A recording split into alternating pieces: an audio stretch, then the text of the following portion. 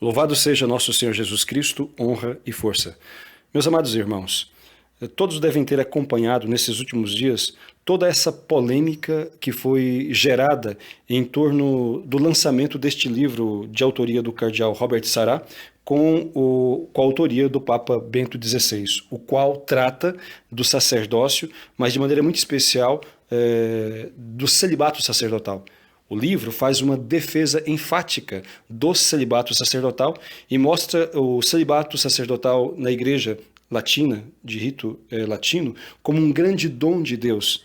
E também mostra que uma mudança na disciplina do celibato sacerdotal que o colocasse como opcional, ou mesmo que abrisse exceções, seria, portanto, uma grande desgraça, seria um grande prejuízo, seria um grande problema para toda a Igreja. E isto vem justamente em resposta, de certa forma, em resposta àquilo que foi proposto pelo Sínodo Pan-Amazônico, onde os padres sinodais, os bispos ali reunidos, eles votaram e propuseram ao Papa Francisco, melhor falando, a possibilidade da ordenação de homens casados para supostamente suprir aí a falta de clero na região amazônica. E isto, o cardeal Sarah, também Papa Bento XVI, vai fazer ver que abrir uma exceção a questão do celibato, ou mesmo torná-lo opcional, seria uma grande desgraça na Igreja, para a Igreja, e que na verdade esta exceção não seria exatamente exceção, mas seria seria muito mais adequado dizer que seria uma revolução, porque mudaria o entendimento que as pessoas, a percepção do sacerdócio como um homem de Deus que consagra a sua vida ao serviço de Deus e do povo, alguém que deixa tudo para poder então dedicar a sua vida, a exemplo de nosso Senhor Jesus Cristo, dedicar a sua vida ao serviço do povo de Deus, ao bem e à salvação das almas. Então seria visto como uma profissão simplesmente assumida por tantos. E isto contribuiria para a destruição, a implosão interna da Igreja, que é o objetivo dos construtores desta nova ordem mundial, destes promotores desse poder global, que para poder se planificarem, para poder terem um poder pleno, eles precisam destruir a soberania das nações e precisam eliminar da consciência, especialmente do Ocidente, eliminar por completo, ou pelo menos de maneira bastante hegemônica, esta consciência, esta moral cristã. E para isso eles têm que destruir a Igreja. E para destruir a Igreja, um ponto crucial seria justamente a quebra do celibato, ou tornar opcional o celibato, a ordenação de homens casados, porque eles sabem que na esteira disso viriam muitas outras reivindicações revolucionárias, como já foi proposto, inclusive, pelo Sínodo da Amazônia, a ordenação de mulheres, a administração de paróquias por parte de mulheres, também a composição de novos ritos para poder, então, adequar-se às culturas locais, e no caso especificamente a cultura amazônica, e mais ainda, essa democratização, que eles chamam de sinodalidade, também seria algo estendido, quebrando ali aquilo que foi estabelecido por Nosso Senhor, que é a hierarquia, que é querida por Deus, e o poder instituído por Ele e confiado aos homens para governarem a sua igreja. Portanto, uma brecha nisto, num ponto tão fundamental, como é a questão do celibato para o sacerdócio, abriria então caminho para para a implantação de muitos outros pontos revolucionários que levariam a esta demolição da Igreja, que é o objetivo daqueles que promovem a nova ordem mundial. Então, por isto é que a imprensa, a nível mundial, todos se viram, acompanharam os noticiários desses grandes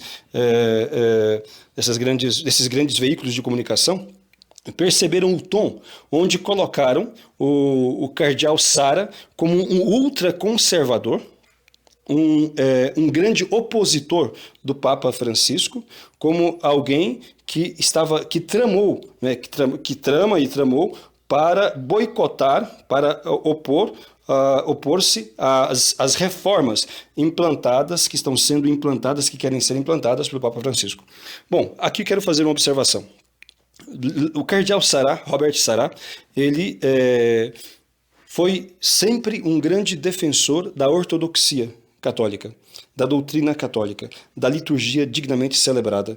O cardeal Robert Sarah é destas reservas de ortodoxia que temos hoje entre os purpurados na igreja, entre os cardeais que estão aí na atualidade.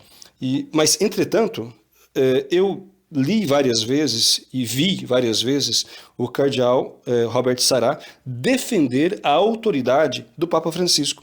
Mostrou-se sempre um filho muito obediente da igreja e defendeu o papado e a autoridade do Papa Francisco. Vejam bem, defendeu a autoridade do Papa Francisco enquanto líder da igreja, mas jamais defendeu, em nenhum momento eu o vi ou li em algum lugar, que ele tivesse defendido algumas das ideias erradas defendidas pelo Papa Francisco, ou alguma das atitudes erradas realizadas pelo Papa Francisco. Portanto, ele tem este equilíbrio, de fato, de reconhecer a autoridade do Papa, mas, ao mesmo tempo, de defender essa autoridade do Papa, mas, ao mesmo tempo, jamais, por causa desta fidelidade àquilo que o Papa significa, defender algo que seja contrário à doutrina católica de 2000 anos. Jamais ir contra aos ensinamentos da Igreja e de nosso Senhor Jesus Cristo.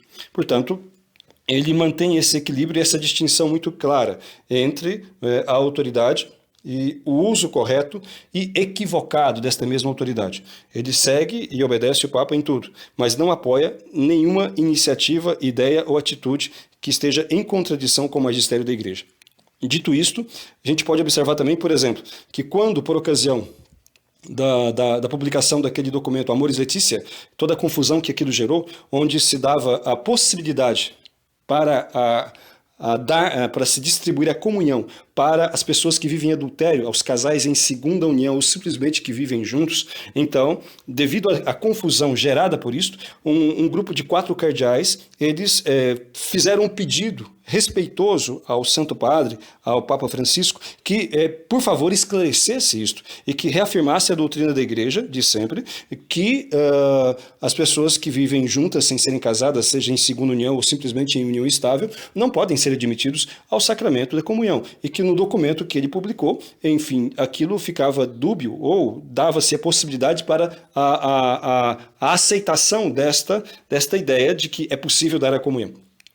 E esses 4 cardeais que assinaram, entre esses 4 cardeais que assinaram, esses 4 cardeais foram o Raymond Burke, um italiano, melhor falando, um americano, Raymond Burke, um italiano, Carlo Caffarra, e 2 alemães, que foi o cardeal Meissner e o cardeal Brandmüller. 2 desses cardeais já morreram, que foi o Carlo Caffarra italiano e também o cardeal Meissner. E, então, entre esses 4 nem estava, portanto, o cardeal Robert Sarah, embora pensasse da mesma forma. Mas justamente para dizer que ele sempre teve muito cuidado em não ser visto como opositor ao Papa Francisco, mas ao mesmo tempo, por questão de consciência, porque é um homem de fé, sempre defendeu aquilo que é o correto, né? Sem que com isto quisesse agredir o Papa Francisco. Se ele se sentiu agredido, então não foi pelas palavras do cardeal Sarah, mas agredido pela própria verdade, que opõe-se a muitas das suas ideias que são equivocadas. E há uma outra razão ainda para que a mídia, para que se revolte e tenha todo acione esses construtores da nova ordem mundial, essas pessoas que detêm aí o poder global, e por isso eles são donos dos meios de comunicação, dessas grandes agências de comunicação, como a CNN, a Reuters, a Rede Globo e assim outras, eles têm uma outra grande preocupação. Eles acionaram a sua máquina de moer reputações, de difamar, caluniar, como estão fazendo, por ocasião do lançamento deste livro, porque, primeiro, por isso que já falamos, porque conseguir a quebra da disciplina em relação ao celibato, tornando-o ou opcional, ou abrindo exceções que depois irão se generalizar. Aqui quero fazer outro parênteses. Se eles conseguirem a exceção de se ordenarem homens casados para a região panamazônica, não haverá nada que impeça as outras conferências episcopais de reivindicarem para suas regiões. E o argumento é muito simples, não é? Mas se isto é bom, se está se pedindo para ordenar homens casados para a Amazônia, porque tem poucos padres, quantos outros lugares que tem poucos padres? Então, com o mesmo argumento, eles vão pedir, a Conferência Episcopal Alemã vai pedir, e eles já falaram isso, se aquilo for liberado para a Amazônia, é evidente que eles irão querer para si. Aliás, foram os alemães os maiores financiadores em dinheiro do Sínodo da Amazônia, porque, na verdade, o que quer se tratar ali não é de árvores, nem de preservação ecológica. O que quer se tratar ali é de uma revolução no interno da igreja, com o objetivo de destruir a sua disciplina, mudar a sua moral e também a forma de entender a sua própria doutrina, os seus próprios dogmas. Bom, dito isto, é importante dizer que por isso que o Papa Bento XVI e também o cardeal Robert Sarah disse que a mudança no entendimento a mudança na disciplina a respeito do celibato provocaria uma mudança no entendimento e provocaria uma verdadeira revolução no sentido negativo da palavra, no sentido de uma destruição e confusão ainda maiores no seio da igreja. E depois, esta é a primeira razão. E a segunda razão, para que esses promotores da nova ordem mundial, esses detentores do poder global, eles possam, para que eles tenham investido contra o Papa Bento XVI e o cardeal Robert Sarah, é a seguinte: o cardeal Robert Sarah, pela sua posição, primeiro de fidelidade à doutrina da igreja, e depois assim de uma sempre demonstração de docilidade e de obediência ao Papa Francisco, né, sem concordar com as ideias erradas, mas reconhecendo a autoridade que ele tem, esta posição dele, e por ser negro, então, ser um africano, então isto o coloca numa situação de, vamos dizer assim, de possível eleição para um futuro papado, no futuro para o papado. Então, isto atrapalharia imensamente os planos destes detentores do poder global, que tem atualmente, na pessoa do Papa Francisco, alguém que defende a agenda globalista, alguém que trabalha para a consolidação da agenda globalista ao ponto de nos mandar obedecer à ONU e às instituições internacionais, ao ponto de defender a agenda 2030, né, da ONU, que prevê todas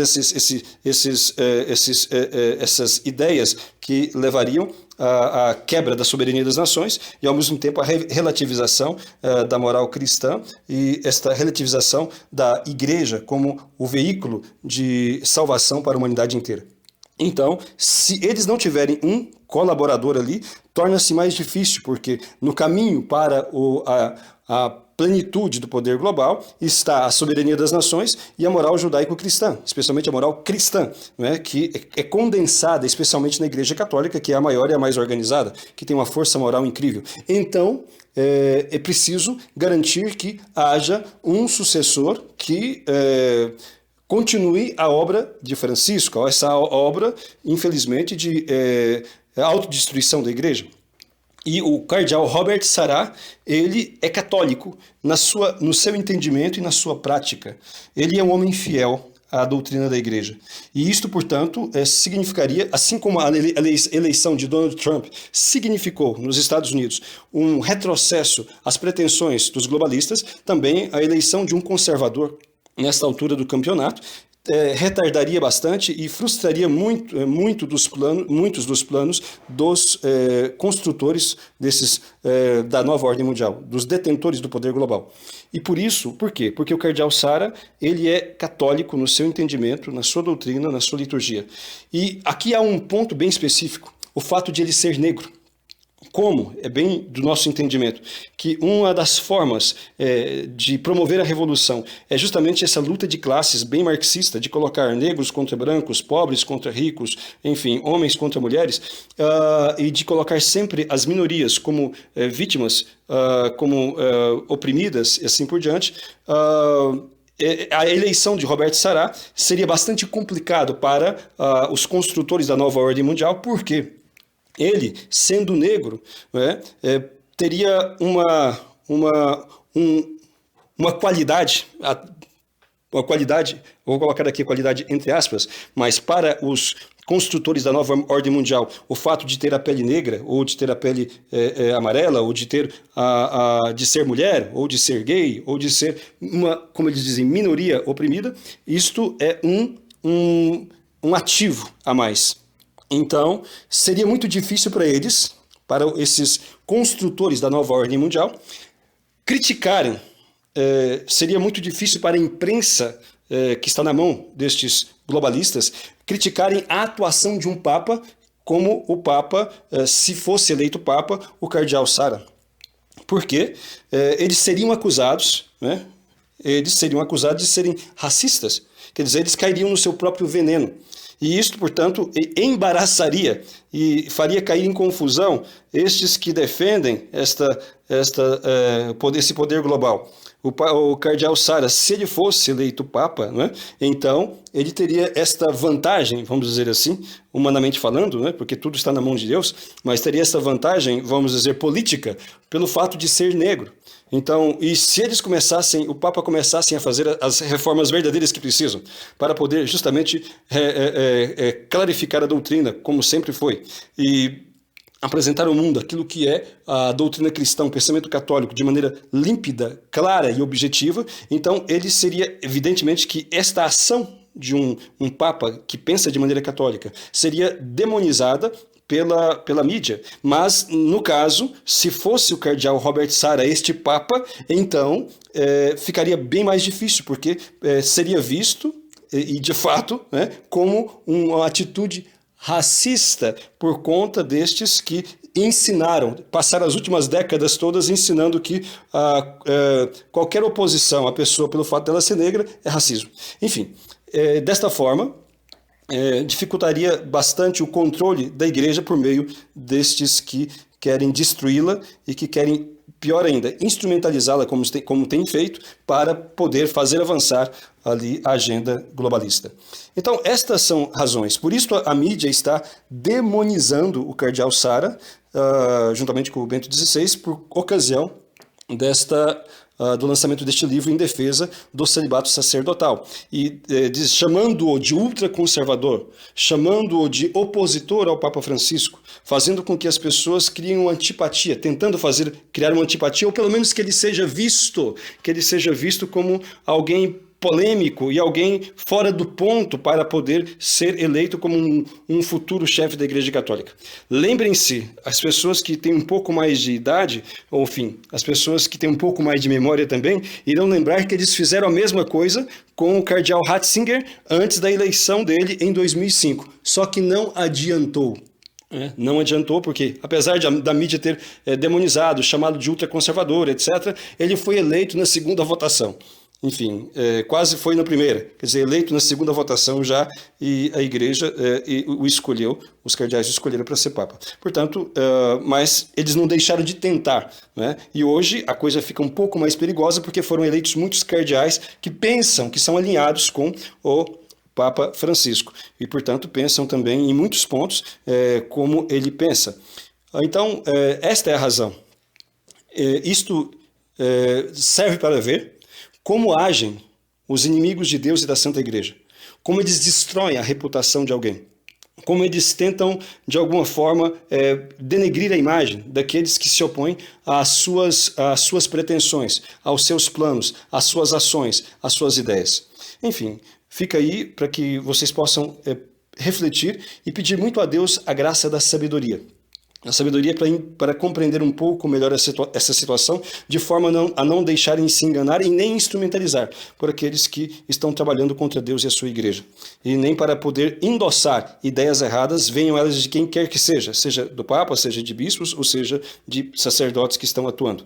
Enfim, é preciso que nós rezemos muito por nossas autoridades. Rezemos pelo Papa, pelos bispos e pelos sacerdotes. Amemos a todos, respeitemos a todos e sejamos obedientes a essas autoridades na medida em que eles são obedientes à igreja, e na medida em que eles promovem, defendem e ensinam a verdade de acordo com aquilo que a igreja sempre ensinou. Caso eles se desviem em alguma doutrina, caso eles reneguem a verdade do evangelho, aquilo que a igreja ensinou, continuemos rezando por eles, mas não os sigamos nas suas ideias erradas. Pelo menos naquelas especificamente que se desviam da verdade, nós não devemos segui-los nisso aí. Então, o respeito e o amor que nós devemos à autoridade estabelecida por Cristo, a hierarquia estabelecida por ele, não implica na concordância com ideias erradas que estas autoridades, em contradição com sua própria missão, venham tentar incutir aos fiéis. Peçamos a Deus, portanto, esse discernimento de amar e rezar pelas autoridades sem jamais nos deixar corromper por elas ou sem jamais ser coniventes com erros que, eventualmente, estas mesmas autoridades venham defender. Defender a verdade é defender a Cristo, que é caminho, verdade e vida. Defender a verdade é lutar pelo bem e pela salvação das almas. É lutar para realizar a vontade de Deus. Isto é a vontade de nosso Senhor. Que nós possamos conhecer a verdade, como diz São Pedro, e também nos salvar. Louvado seja nosso Senhor Jesus Cristo.